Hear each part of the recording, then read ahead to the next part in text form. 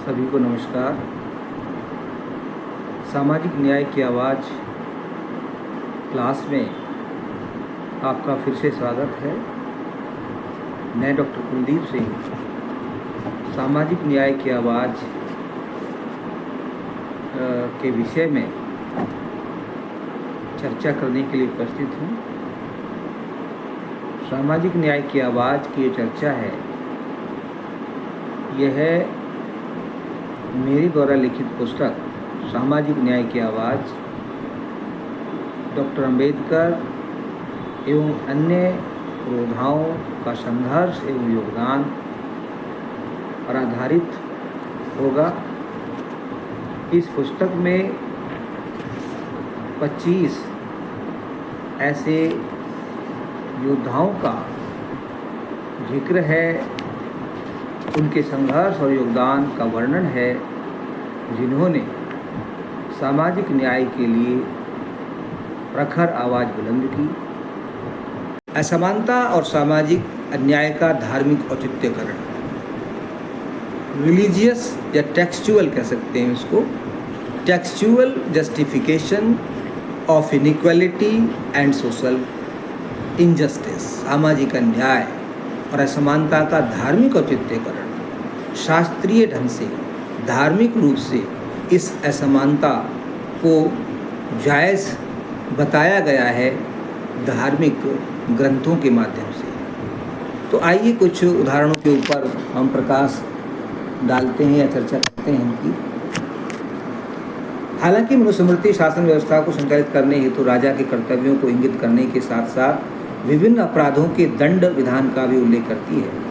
कुछ विद्वान इसे प्रथम राज विधान के रूप में भी स्वीकार करते हैं कि एक पहला राज विधान था जिसके अनुसार शासन व्यवस्था, शासन प्रशासन चलाना शुरू किया, परंतु यह सामाजिक व्यवस्था का भी प्रबंधन करती है। ये राज व्यवस्था के साथ साथ सामाजिक व्यवस्था को भी स्थापित करती है, बनाती है, जो कि चारों वर्णों के कार्य का निर्धारण करते हुए वर्ण व्यवस्था के कठोर अनुपालन पर बल देती है। मनुस्मृति वर्ण आधारित भेदभावपूर्ण व्यवस्था का पोषण करती है, जो वर्ण विशेष को विशेष अधिकार देते हुए उन्हें सभी तरह के करों से विमुक्त करती है और राजा को वैश्यों एवं शूद्रों से कर लेने की सिफारिश करती है।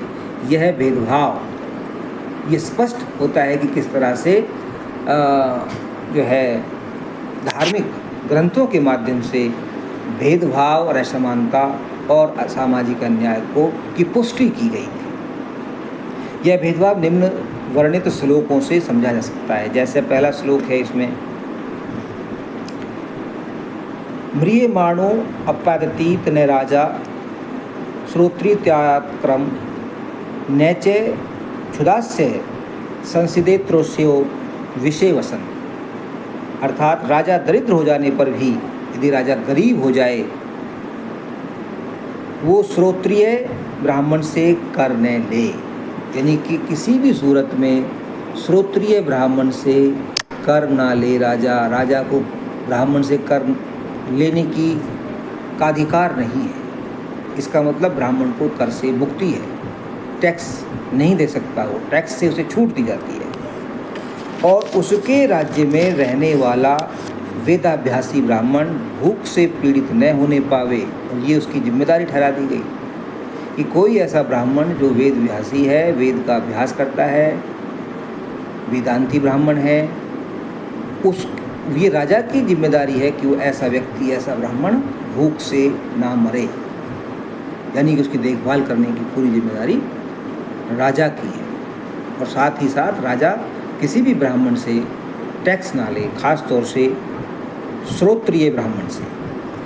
अगला श्लोक है इसमें, यस्य राजस्तु विशेष श्रोत्रिय सिदति क्षुदा तस्यापि तत्क्षुदा राष्ट्रमचि अचिरेण सीदति। अर्थात जिस राजा के राज्य में वैदिक ब्राह्मण भूख से दुख पाता है, उस राजा का राज्य भी उसकी क्षुधा से शीघ्र नष्ट हो जाता है। यानी कि यहाँ भी राजा के ऊपर ये दबाव बनाने की कोशिश की गई है कि राजा किसी भी तरह से इस बात का ध्यान रखे कि वो किसी भी कोई ब्राह्मण जो है वो भूख से न मरना पाए, उसे कोई दुख ना हो, उसे कोई संताप ना हो, उसे कोई पीड़ा ना हो। यदि कोई राजा ऐसा नहीं कर पाता है तो वो उस राजा का राज्य भी नष्ट हो जाता है। तो यहाँ राजा का सबसे बड़ा कर्तव्य है ब्राह्मण की देखभाल करना, उसकी क्षुधा, उसकी भूख, उसकी आवश्यकताओं की पूर्ति करना। ये राजा का सबसे बड़ा दायित्व और कर्तव्य माना गया है मनुस्मृति में।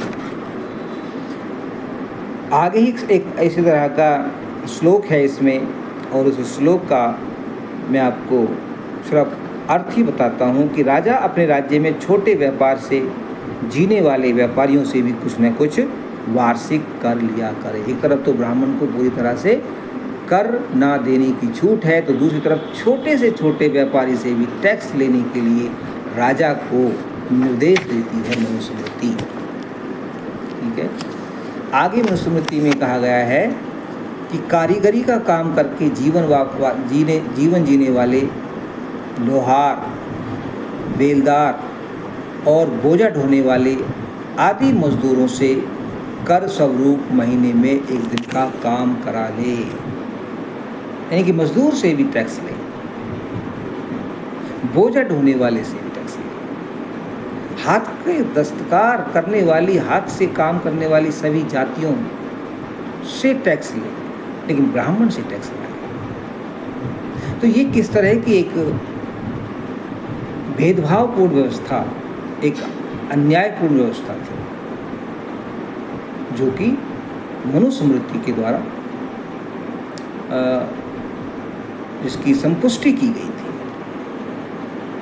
फिर आगे एक और इसमें देखिए बहुत दिलचस्प श्लोक है, जिसका अर्थ है कि बुद्धिहीन, गूंगा, अंधा, बहरा, सुख सारिक, सादिक, पक्षी, बूढ़ा व्यक्ति, स्त्री, मलेच्छ, मलेच्छ को यहाँ जो गैर हिंदू या नॉन हिंदू के लिए मलेच्छ शब्द का इस्तेमाल किया गया है, जिसमें ईसाई, मुसलमान आदि हैं, रोगी और अंगहीन, अपंग लोग, जिसको आप दिव्यांग कहते हैं, इन सबको मंत्रणा करते समय हटा देना चाहिए। ये कितनी क्रूरता और कटुता इस ग्रंथ में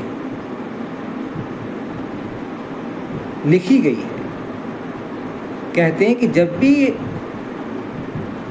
हम या जो बड़े लोग हैं या राजा है या कोई और व्यक्ति है, जो वो आपस में बातचीत कर रहे हों, मंत्रणा कर रहे हों, विचार विमर्श कर रहे हों, तो वहाँ उस स्थान से सुनिश्चित करें कि कोई बुद्धिहीन व्यक्ति ना हो, कोई गूंगा व्यक्ति ना हो, कोई अंधा ना हो, कोई बहरा ना हो, शुक सारिक आदि पक्षी, तोता मैना जैसे पक्षी भी ना हो, बूढ़ा व्यक्ति भी ना हो, वहाँ पे स्त्री ना हो, महिला को मंत्रणा से दूर रखा गया है।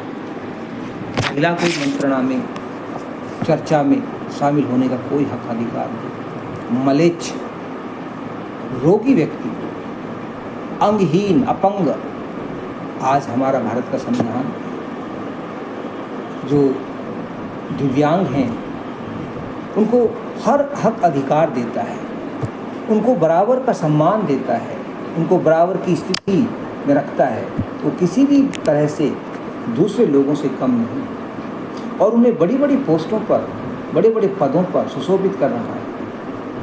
आज ऐसे लोग डीएम, कलेक्टर, सेक्रेटरी जैसे पदों पर पहुंच रहे हैं, लेकिन वहाँ पर ऐसे लोगों को बिल्कुल दूर रखना है शासन प्रशासन से। इन सबको मंत्रणा करते समय हटा देना चाहिए। तो ये जो असमानता है, जो असमानता थी, गैर बराबरी, भेदभाव और अस्पृश्यता, ये सारी की सारी धार्मिक ग्रंथों के द्वारा उसका औचित्यकरण किया गया था। ये सब जायज़ है, ठीक है, ऐसा होना चाहिए।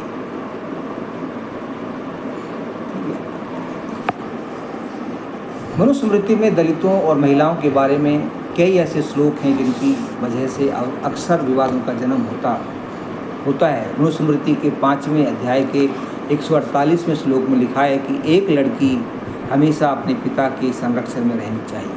कोई आज़ादी नहीं है महिला के लिए, नो फ्रीडम फॉर वुमन। हमेशा एक लड़की हमेशा अपने पिता के संरक्षण में होनी चाहिए। जब वो बचपन में रहे, जब उसकी शादी ना हो तब तक वो अपने पिता के संरक्षण में रहे। शादी के बाद पति उसका संरक्षक होगा तथा पति की मौत के बाद उसके अपने बच्चों की दया पर उसे निर्भर रहना चाहिए। यानी women can not live a independent life, women can not have freedom. महिला के लिए कोई अधिकार, कोई आज़ादी नहीं होगी। ऐसी व्यवस्था हमें कुछ धार्मिक ग्रंथों में देखने को मिलती थी, जिनमें से एक मनुस्मृति भी। किसी भी स्थिति में एक महिला आज़ाद नहीं हो सकती। किसी भी स्थिति में एक महिला आज़ाद नहीं हो सकती। ये महिलाओं के बारे में मनुस्मृति की राय साफ तौर पर बताती है कि महिलाओं को स्वतंत्रता का कोई अधिकार नहीं था। महामना रामस्वरूप वर्मा द्वारा रचित पुस्तक मनुस्मृति राष्ट्र का कलंक, उन्होंने किताब लिखी थी मनुस्मृति राष्ट्र का कलंक। वो बताती है पुस्तक कि मनुस्मृति भारत देश का कलंक इसलिए है कि यह सिर्फ और सिर्फ ब्राह्मणों की वर्चस्व स्थापना के लिए लिखी गई है। यह पुस्तक शूद्रों को अपमानित भी करती है। उदाहरण के लिए इसके एक श्लोक के अनुसार ब्राह्मण का नाम शुभ और आदर सूचक, क्षत्रिय का नाम वीरता सूचक, वैश्य का नाम संपत्ति सूचक और शूद्र का नाम तिरस्कार सूचक हो। बताइए, इसका एक श्लोक बताता है कि ब्राह्मणों की सेवा करना ही शूद्रों का मुख्य कर्म है। एक अन्य श्लोक में शूद्रों को धन से वंचित करते हुए कहा गया है कि शूद्र धन संचय करने में समर्थ होता हुआ भी शूद्र धन का संग्रह न करे।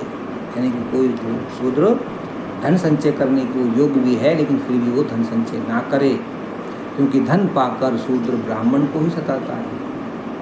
ठीक है, तो शूद्र को धन संपत्ति रखने का कोई अधिकार नहीं दिया गया धर्म ग्रंथों में।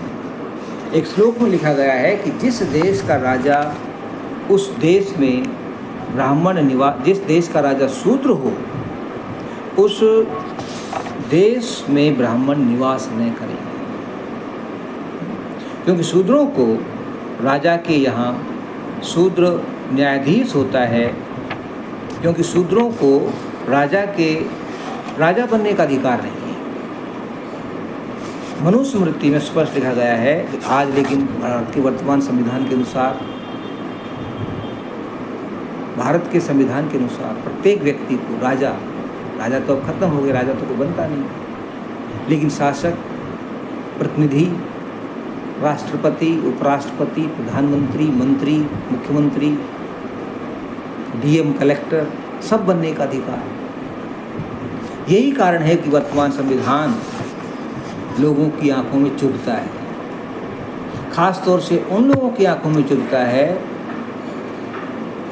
जिनके वर्चस्व को इस संविधान ने मटिया मेट कर दिया और तोड़ दिया, और उन लोगों को भी सारे अवसर खोल दिए, उन लोगों के लिए भी सारे अवसर मुहैया करा दिए जो शोषित थे, वंचित थे, पीड़ित थे, जिन्हें शासन प्रशासन का तनिक भी अधिकार नहीं था। लेकिन आज वो शासन प्रशासन में महत्वपूर्ण जिम्मेदारियों पर अपनी भूमिका निभा रहे हैं। कहने के लिए वर्तमान प्रधानमंत्री श्री नरेंद्र मोदी जी भी पिछड़ी जाति से आते हैं, जो कि वर्ण व्यवस्था के अनुसार अगर माने तो वो चौथे वर्ण से ही संबंध रखते हैं, जिसे हम शूद्र वर्ण कहते हैं। लेकिन भारत का संविधान सबको अधिकार देता है कि वो अगर ऊपर पहुंचना चाहता है, उठना चाहता है तो उठ सकता है। इसके एक श्लोक में 4/61-62 मनुस्मृति में स्पष्ट लिखा गया है कि शूद्रों को न्यायाधीश जैसा पद नहीं मिलना चाहिए। शूद्रों को न्यायाधीश, जज बनने से भी रोकने की व्यवस्था थी। जिस राजा के यहाँ शूद्र न्यायाधीश होता है, उस राजा का देश कीचड़ में धसी हुई गाय के समान दुख पाता है। ये देखिए, ये किस तरह से शूद्रों को अपमानित, कलंकित, छोटा, बौना, अधम, नीच, तुच्छ बनाने का षड्यंत्र रचा गया था धर्म ग्रंथों के माध्यम से। कहते हैं कि जिस राजा के यहाँ शूद्र न्यायाधीश होता है, उस राजा का देश कीचड़ में धसी हुई गाय के समान दुख पाता है। क्षत्रियों को भी स्पष्ट निर्देश दिए गए हैं कि 10 वर्ष के ब्राह्मण को 90 वर्ष का क्षत्रिय, वैश्य और शूद्र पिता समझकर उसे प्रणाम करे। यानी कि 10 साल का ब्राह्मण और 90 साल का क्षत्रिय हो या वैश्य हो या शूद्र हो, 90 साल का भी, वो भी उस 10 साल के बच्चे को अपना पिता समझेगा और उसे प्रणाम करेगा, साष्टांग प्रणाम। चलो, बुजुर्ग को प्रणाम करना कोई बुरी बात नहीं, बुजुर्ग है, लेकिन 10 साल के बच्चे को एक 90 साल का बुजुर्ग प्रणाम करेगा, ये कैसी व्यवस्था थी। दंड विधान की व्यवस्था भी करते हुए मनुस्मृति में लिखा गया कि यदि कोई शूद्र ब्राह्मण के विरुद्ध हाथ उठाए तो उसका हाथ कटवा दिया जाए, और अगर शूद्र गुस्से में ब्राह्मण को लात से मारे तो उसका पैर कटवा दिया जाए। एक श्लोक में व्यवस्था दी गई है कि शूद्र यदि अहंकारवश ब्राह्मणों को धर्म उपदेश करे तो उस शूद्र के मुंह और कान में राजा गर्म तेल डलवा दे।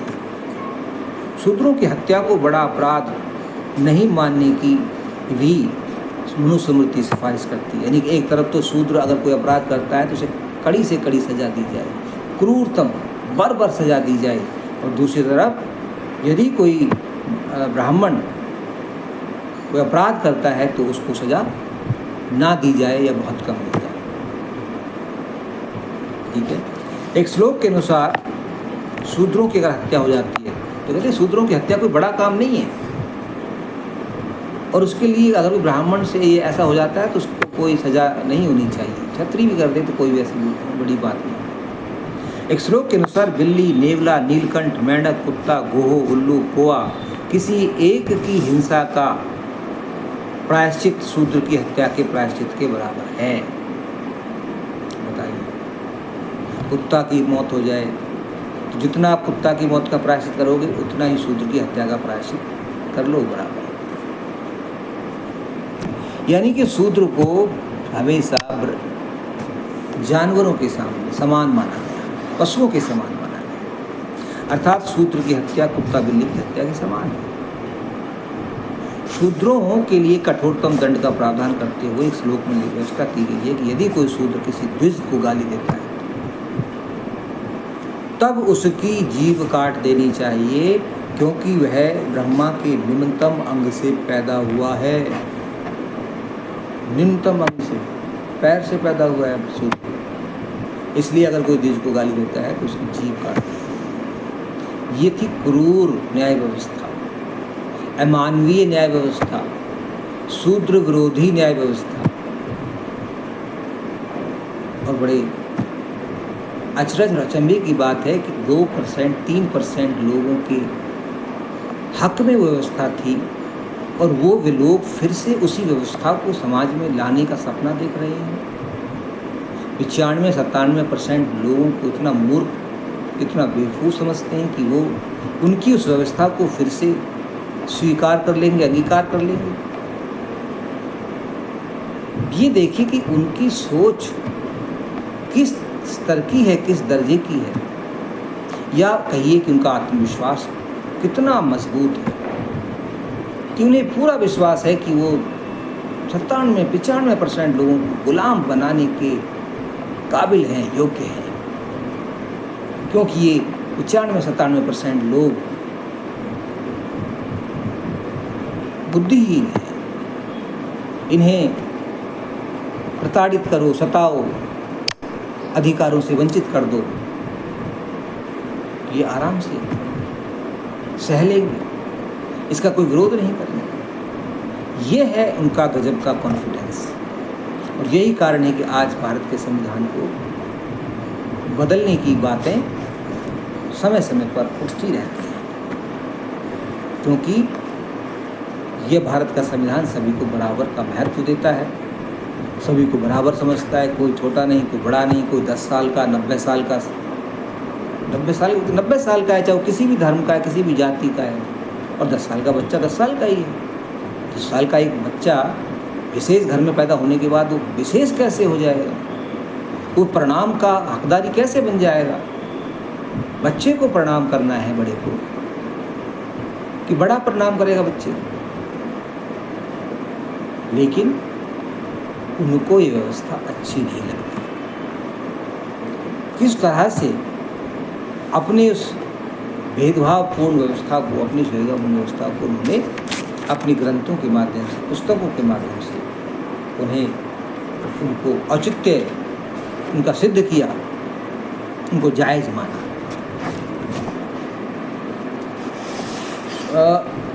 ऐसी ही बहुत सारी घटनाएं और जो है व्यवस्थाएं इस पुस्तक में देखने को मिलेंगी आपको। ऐसे ही एक और ग्रंथ है जिसके ऊपर भी बड़ा विवाद रहता है, उसमें उसको लेकर के विवाद है, और उस ग्रंथ का नाम है रामचरितमानस। रामचरितमानस में भी कुछ ऐसे श्लोक हैं जो शूद्रों के विपरीत हैं, महिला के विपरीत हैं। जैसे कि कहा गया है उसमें एक बहुत ही चर्चित श्लोक है, ढोल गंवार शूद्र पशु नारी सकल ताड़ना के अधिकार, या ये सब ताड़न के अधिकार। अब यहाँ ताड़न का मतलब अलग अलग लोग लेते हैं, लेकिन ताड़ना और ताड़ना तो ताड़ना ही होता है। ताड़ना पे दुख देना, पीटना। लेकिन कोई कहता है कि नहीं जी, तो ताड़न शब्द है, ताड़न तो है ही नहीं। और ताड़न का मतलब भी ये है कि शिक्षा देना है, दंड देना नहीं। तो इस तरह से लीपापोती करने की कोशिश की। लेकिन जो बुद्धिजीवी वर्ग है वो SC ST OBC समाज के जो बुद्धिजीवी वर्ग है उन सब बातों को समझता है, समझ रहे हैं धीरे धीरे कि आप कितनी लीपापोती कर लो, ये बातें अब छुप नहीं सकती। फिर एक और श्लोक देखिए, उस एक और जो है उसके अंदर चौपाई है या दोहा कह लीजिए रामचरितमानस का, कि किस तरह से वहाँ पर एक पुरोहित की श्रेष्ठता को सिद्ध किया गया है और उसको हर मायने में सही माना गया है। सापत ताड़त परस कहनता, पूज्य विप्र पूज्य अस गावहि संता, पूजे ही विप्र सकल गुणहीना, शूद्र न गुणगन ज्ञान प्रवीणा। यानी कि ब्राह्मण चाहे कितना ही शराब देने वाला हो, ताड़त का मतलब, अब यहाँ ताड़त का मतलब तो नहीं बताया इन्होंने कि ताड़न है, ताड़त तो यहाँ ताड़त ही रहेगा। यानी कि ताड़न करना, पीटने वाला हो, मारता पीटता हो, श्राप देता हो, या गाली देता हो, अब शब्द बोलता हो, लेकिन फिर भी वो विप्र पूज्य है, वो सम्मान के लायक है। आगे और अगली लाइन में स्पष्ट कर दिया कि पूजा ही विप्र सकल गुणहीना, कि विप्र को तो उस स्थिति में भी पूजो यदि वह पूरी तरह से गुणहीन हो, उसमें कोई भी गुण ना हो, अयोग्य व्यक्ति में, अवगुणों से भरा हुआ व्यक्ति में पूज्य नहीं है यदि वो विप्र है। और शूद्र चाहे कितना ही गुणवान हो, कितना ही ज्ञानी हो, कितना ही वेद प्रवीण हो, फिर भी वो पूजने के योग्य नहीं है, फिर भी वो सम्मान के योग्य नहीं है। तो ये कितनी बड़ा भेदभाव है, ये स्पष्ट हो जाता है। अब एक और दोहा है कि जे बरनाधम तेली कुम्हारा, स्वपच किरात कोल कलवारा, नारी मुई ग्रह संपत्त नासी, बूढ़ मुड़ाए हुई सन्यासी। यानी कि इन पंक्तियों से मतलब यह है कि तेली, कुम्हार, चांडाल, भील, कोल और कलवार आदि जो भी वर्ण हैं और उनसे मिलते जुलते शूद्र वर्ण के लोग जो वर्ण में नीचे हैं, स्त्री के मरने पर अथवा घर की संपत्ति नष्ट हो जाने पर सर मुड़ाकर सन्यासी हो जाते हैं। यानी कि इनको जो सन्यासी होने का भी हक अधिकार नहीं था। ये सही सन्यासी बन जाए, ये भी इन लोगों को चुभता था, अच्छा नहीं लगता था। क्यों? क्योंकि ये तो अधम जातियां हैं, नीच जातियां हैं।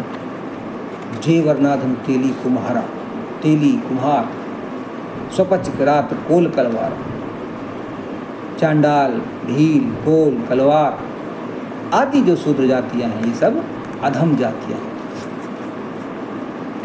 एक और देखिए अगला दोहा तुलसीदास जी का, कहते हैं कि अधम जात में विद्या पाए, बहु यथा अहि दूध पिलाए। यानी कि अधम जाति में पैदा होने वाले लोगों को शिक्षा देना उसी प्रकार नुकसानदायक है जिस प्रकार एक सर्प को दूध पिलाना, क्योंकि सर्प को दूध पिलाओगे तो वो डसेगा। ऐसे ही अगर आप किसी शूद्र को शिक्षा दोगे, उसे पढ़ाओगे लिखाओगे, तो आपको नुकसान पहुंचाएगा। ये सोच। अब आप देखिए, यानी कि शूद्रों को पूरी तरह से शिक्षा से वंचित करने की पैरवी की गई। आगे महिला को किस तरह से नीचा दिखाया गया। मातु पिता भ्राता हितकारी, मित्रप्रद सब सुन राजकुमारी, अमित दान भरता बेदेही, अधम सो नारी जो सेवनती। यानी कि महिला को अधम का ना कहा गया है यदि वो अपने पति की सेवा नहीं करती है। पत्नी का कर्तव्य है कि पति की सेवा करे, और जो नारी पति की सेवा नहीं करती वह अधम है, नीच है। अब फिर देखिए आगे और किस तरह से महिला का और अपमानित जलील किया गया है। अधम ते अधम अधम अति नारी, कि महिला नीच में भी नीच है, नीचों में भी नीच है। अधम ते अधम अधम अति नारी, तिन में मैं मति मंद अघारी, कह रघुपति सुन भामिनी बाता, मानव एक विकृति कर मानती। अर्थात उप चौपाई का भावार्थ है कि जो अधम से भी अधम है स्त्रियां, उनमें भी अत्यंत अधम है और उनमें भी पाप नाशना है, और उनमें भी हे पाप नाशन मैं मंद बुद्धि हूँ। और रघुनाथ जी ने कहा है कि भामिनी मैं तो केवल एक भक्ति ही का संबंध मानता हूँ। अर्थात ऊपर की पहली पंक्ति में नारी को अधम से अधम बताया गया है, जो कि असमानता तथा लैंगिक भेदभाव और अपमान की पराकाष्ठा है। सभी महिलाएं नीच से भी नीच कैसे हो सकती हैं, यह एक गंभीर और विचारणीय प्रश्न है। इसके साथ ही बहुत सारी ऐसी बातें हैं जिनको बाद में जिनका खंडन किया गया, जिनका आलोचना की गई, और इसको महामना ज्योतिबा फूले ने इसका कटु आलोचना की। जाति व्यवस्था के खिलाफ वो लड़े।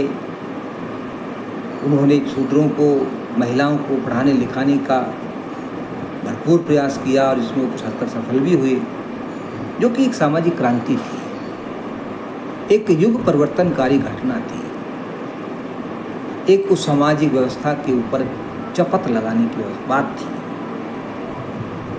उन्होंने एक किताब लिखी गुलामगिरी, जिसमें उन्होंने जातिवादी लोगों के वर्चस्व को तोड़ने के लिए अपनी लेखनी चलाई।